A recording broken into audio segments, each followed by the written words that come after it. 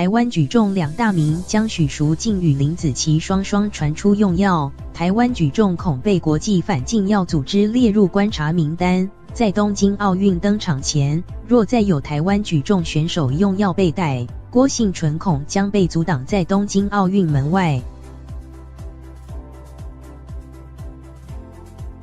根据世界反禁药组织 WADA 规定，奥运年的周期为期4年，只要4年内一个国家相同项目有3名选手用药，该项的其他选手也将丧失参加奥运的资格。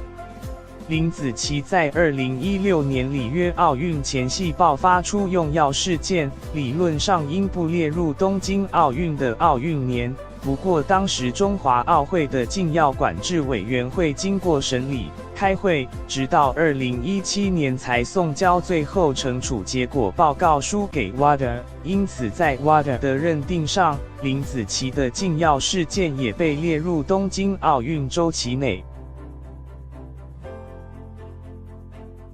一名熟知国际事务的不具名人士透露，依照 WADA 的惯例，是以收到国家奥会的禁药惩处报告书后，才开始列入计算，因此林子琪的禁药案属东京奥运周期内的案例。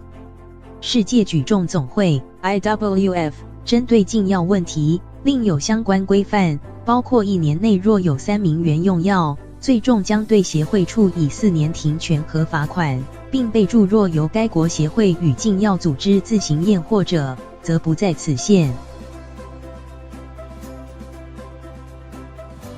不过该名人士表示，4年一次的奥运会属国际奥会 IOC 管辖，而 IOC 对于禁药问题完全依照 WADA 规范办理，因此 IWF 的相关规定理应不适用。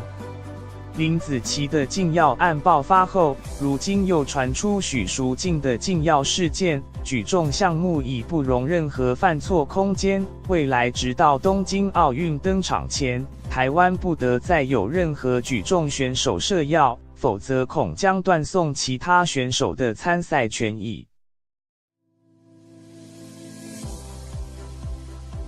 去年才在雅加达巨港亚运摘金的举重好手郭婞淳，也是2020东京奥运重点夺牌选手。目前他仍在努力争取奥运积分与参赛门票。